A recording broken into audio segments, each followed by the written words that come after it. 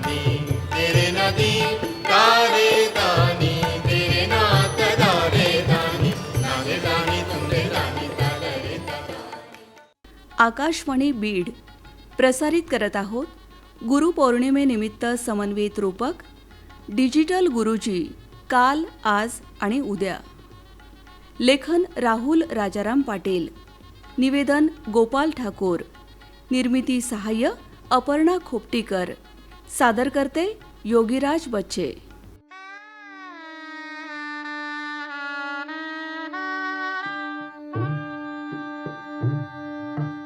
नमस्कार.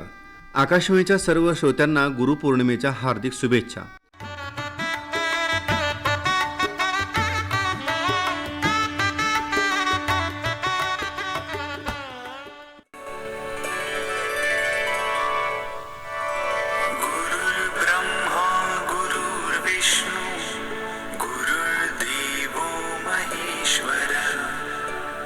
साक्षात् परब्रह्म तस्मै श्री गुरवे नमः. अनादी काळापासून भारतीय संस्कृतीमध्ये गुरुचं स्थान ईश्वराच्या तोडीस तोड मानलं गेलं आहे. ऋषीमुनींच्या आश्रमातील गुरुकुल पद्धतीपासून ते आजच्या एका क्लिकवर चालणाऱ्या डिजिटल क्लासरूमपर्यंत काळ बदलला, शिक्षणाची साधनं बदलली, गुरुचं रूप बदललं, पण गुरुचं महत्त्व आणि त्याचं श्रेष्ठत्व आजही अबाधित आहे. आजच्या या बदलत्या शैक्षणिक पर्यावरणावर भाष्य करणारं आमचं आजचं विशेष रूपक डिजिटल गुरुजी काल आज आणि उद्या.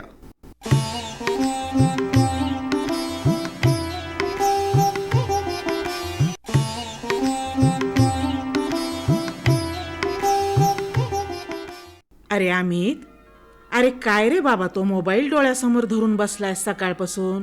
हा, अरे डोळे फुटतील की रे तुझे.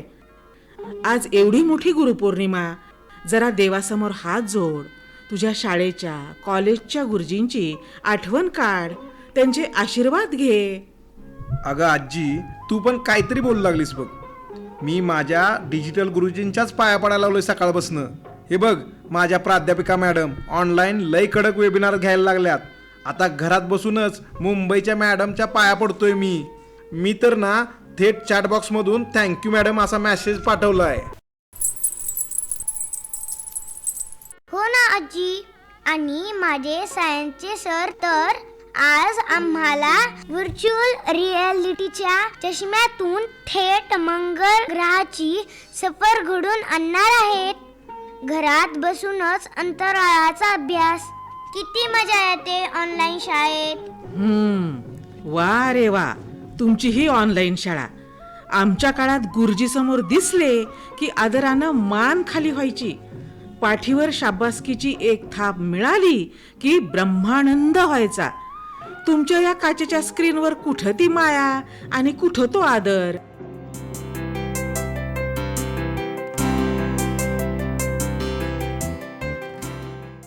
आजीची शंका अगदी रास्त आहे, पण श्रोते हो, काळाच्या ओघात ऑनलाईन शिक्षण पद्धती किंवा हा डिजिटल गुरुजी आजच्या विद्यार्थ्यांसाठी एक मोठं वरदान ठरलं आहे, हेही तितकंच सत्य आहे. चला ऐकूयात काय आहेत या ऑनलाईन शिक्षणाचे फायदे.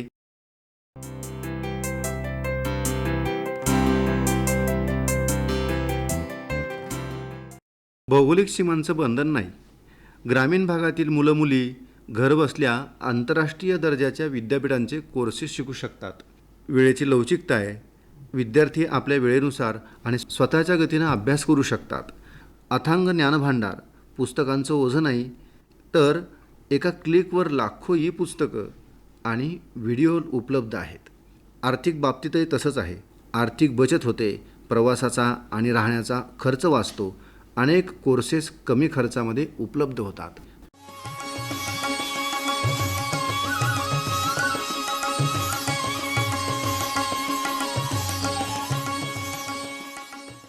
आजी, लय भारी विषय आहे हा. पूर्वी वर्गात मॅडमनी एखादं अवघड गणिताचं सूत्र शिकवलं की ते एका फटक्यात डोक्यात शिरत नव्हतं. मॅडमला पुन्हा विचारायला जायची छाती धडधडायची. पण हा डिजिटल गुरुजी आहे ना, अजिबात रागवत नाही बघ. मी व्हिडिओ पुन्हा पुन्हा रिवाइंड करून बघू शकतोय. जोपर्यंत डोक्यात फिट बसत नाही तोपर्यंत किट्टाच काढायचा नाही बघ. ए आजी, हे रेणू, जरा गप्प बसा की. माझ्या प्राध्यापिका मॅडम नेमक्या याच विषयावर बोलायला लागल्यात बघ. कान देऊन ऐका जरा. आज डिजिटल गुरुपौर्णिमेच्या निमित्तानं मला एका गोष्टीचा विशेष आनंद होतोय. माझ्या या ऑनलाईन क्लासमध्ये आज गडचिरोलीच्या दुर्गम भागातील एक मुलगीही जोडली गेली आहे आणि सोबतच वयाची 50 ओलांडलेले एक गृहस्थही तितक्याच उत्सुकतेनं शिकत आहेत. डिजिटल गुरुजींची हीच तर खरी ताकद आहे. इथं वय, जात, धर्म, श्रीमंत गरीब किंवा सामाजिक स्तर या कोणत्याच गोष्टीला थारा नाही.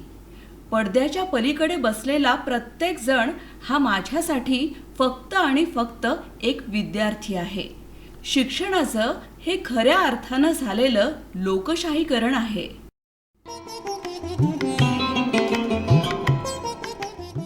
अरे वा, तुमच्या मॅडम तर फारच मोलाची गोष्ट सांगतायत रे.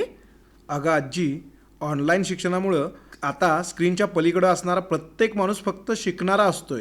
तिथं जातपात काही दिसत नाही. वय वर्ष 5चा पोरगा पण कोडिंग शिकतोय आणि 60 वर्षाचे आजोबा पण घर बसल्या तत्वज्ञान वाचायला लागल्यात.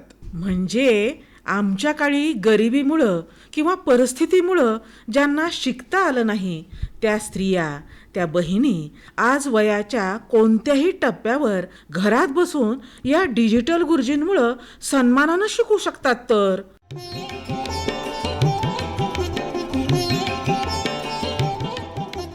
अगदी बरोबर.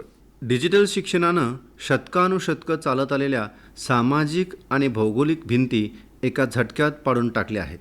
ज्ञान आबालवृद्धांसाठी, सर्व जाती धर्मासाठी समान आणि मुक्त झालं आहे.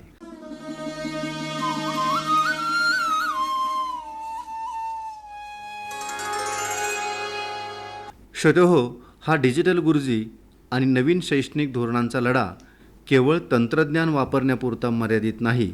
हा लढा आहे जुन्या कालबाह्य झालेल्या चौकटींना मोडीत काढण्याचा.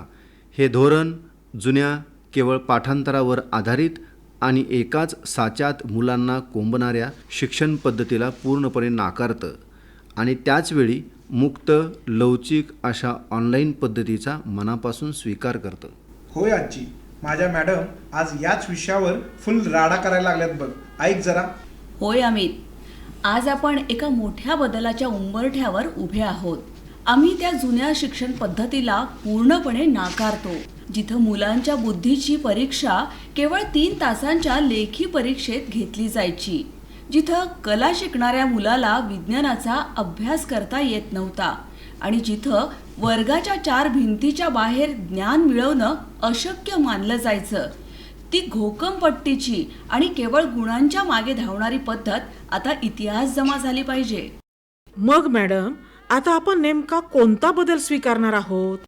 शांताबाई, आपण आता ऑनलाईन आणि डिजिटल पद्धतीचा खुल्या मनाने स्वीकार करत आहोत. ही नवी पद्धती विद्यार्थ्याला विचार करायला शिकवते, फक्त पाठांतर करायला नाही. इथं आपण अकॅडमिक बँक ऑफ क्रेडिट्सचा अर्थात ABCचा स्वीकार केला आहे, ज्यामुळे एखादा विद्यार्थी ऑनलाईन कोर्स करून आपले गुण थेट मुख्य पदवीत जोडू शकतो. सर्वात महत्त्वाचं म्हणजे परीक्षा आता दडपण राहिलेली नाही. आम्ही वर्षाखेरीस होणाऱ्या त्या एका मोठ्या परीक्षेच्या भीतीला नाकारून ऑनलाईन माध्यमातून सतत आणि सर्वसमावेशक मूल्यमापनाचा स्वीकार केला आहे. विद्यार्थी संगणकावर काय प्रयोग करतो, त्याचं सादरीकरण कसं आहे, त्यावर त्याची प्रगती तपासली जाते. अगं आजी, सरळ भाषेत सांगायचं तर ती जुनी पद्धत म्हणायची तेवढं घोकून पाठांतर कर आणि एकाच जागी बसून राहा. पण ही नवीन स्वीकारलेली ऑनलाईन पद्धत काय म्हणते माहिती आहे का? तू दुनियेच्या पाठीवर कुठं बी राहा, तुझ्या आवडीचं शिक, तुझ्या गतीनं शिक, तुला कोण अडवणार नाही. बाप्पा रे बाप्पा, हे मात्र लईच भारी झालं बघ. आमच्या काळात एखादा मुलगा हुशार असायचा, पण परीक्षेच्या दिवशी आजारी पडला की त्याचं वर्ष वाया जायचं. आता सततच्या मूल्यमापनामुळं मुलांवरचं हे दडपण नक्कीच कमी होईल. अगदी खरं आहे प्राध्यापिका मॅडम. साचेबद्धतेला नकार आणि आधुनिकतेला होकार हाच या डिजिटल युगाचा मूळ मंत्र आहे. केवळ पदव्यांचा कागद देण्यापेक्षा विद्यार्थ्याला स्वावलंबी बनवणारी ही ऑनलाईन पद्धती खऱ्या अर्थानं स्वीकारणारी ठरत आहे.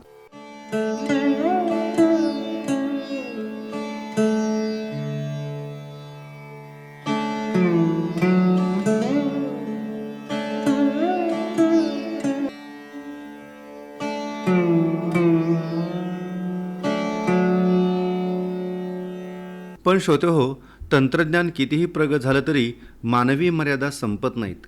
या डिजिटल गुरुजींच्या चकचकीत पडद्यामागे काही गंभीर तोटे आणि आव्हानंही दडलेली आहेत, ज्याकडे आपण दुर्लक्ष करून चालणार नाही.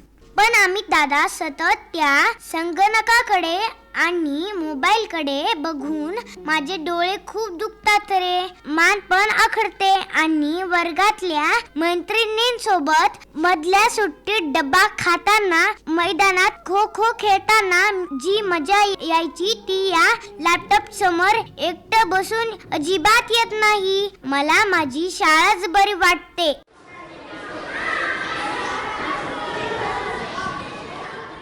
श्रोतेहो, ऑनलाईन शिक्षणाचे प्रमुख तोटे पण आहेत बरं का.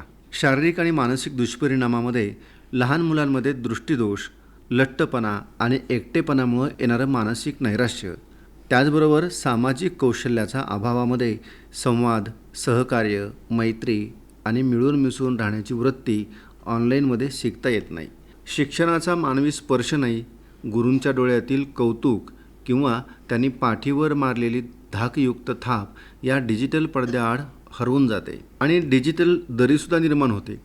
ग्रामीण किंवा दुर्गम भागामध्ये आजही वीज आणि इंटरनेटचा लपंडाव सुरू असतो, ज्यामुळं गरीब मुलं शिक्षणाच्या मुख्य प्रवाहातून मागे पडण्याचा धोका असतो. अरे अमित, गुरुजींच्या एका कटाक्षात जी शिस्त असायची ती तुमच्या या म्यूट आणि अनम्यूटच्या बटनामध्ये कुठे आहे रे? मुलं कॅमेरा बंद करून मागे काय इरसालपणा करतात हे त्या डिजिटल गुरुजींना कसं समजणार बरं?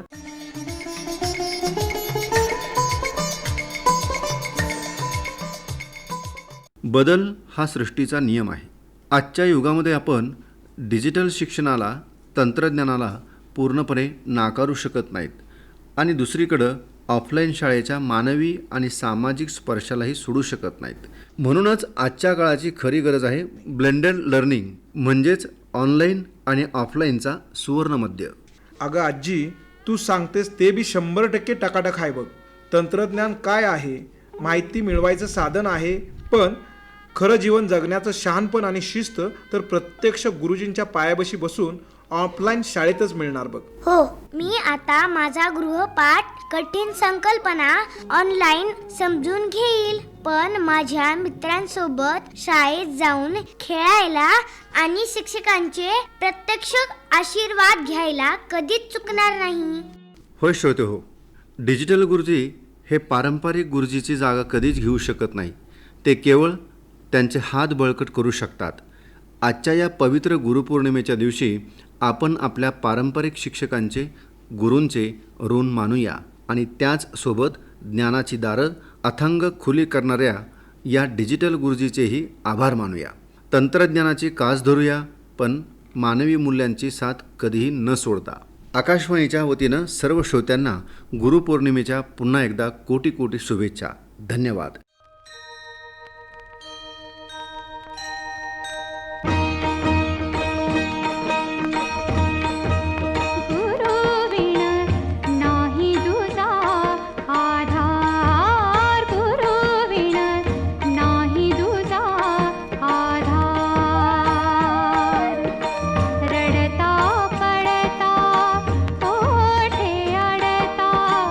पडता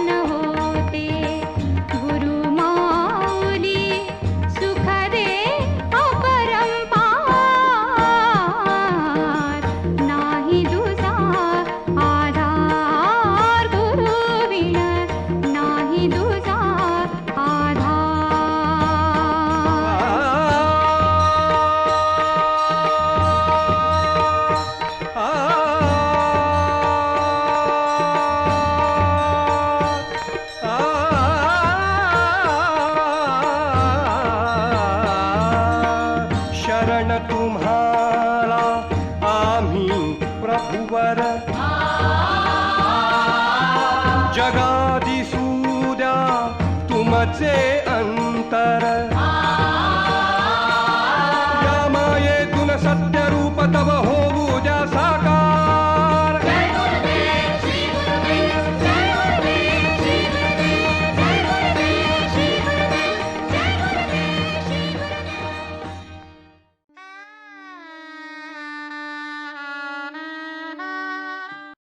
आत्ताच आपण गुरुपौर्णिमेनिमित्त समन्वित रूपक ऐकलत.